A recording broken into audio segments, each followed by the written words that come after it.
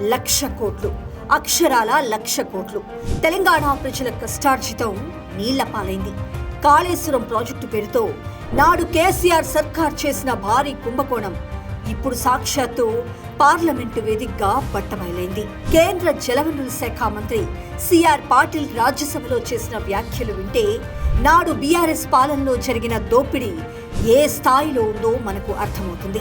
30,000 కోట్లు ఖర్చు చేశాక కానీ అప్రూవల్ కోసం తమ దగ్గరకు రాలేదని ఆయన తేల్చి చెప్పారు. దీన్ని బట్టి అక్కడ ప్లానింగ్ లేదు, కేవలం కమిషన్ల కక్కుర్తి మాత్రమే ఉందని తేలిపోయింది. కేంద్రం స్పష్టంగా చెప్పేసింది, ఈ ప్రాజెక్టుకు కేవలం టెక్నికల్ అప్రూవల్ మాత్రమే ఇచ్చాం తప్ప నిధులు ఇవ్వలేదని. అలా నిధులు ఇవ్వకపోవడమే మంచిదైందని కేంద్ర మంత్రి వ్యాఖ్యానించారంటే మరి ఆ ప్రాజెక్టు ఎంత నాశనకంగా ఉందో మనం ఊహించుకోవచ్చు. నాడు 1,00,000 కోట్ల రూపాయలు ఖర్చు చేసిన ఆ ప్రాజెక్టు చుక్క నీరు ఇవ్వలేక పొంగలు పడి నీటిలో కొట్టుకుపోయింది. కాగ్ రిపోర్టు చెప్తున్న లెక్కలు మరీ భయంకరం.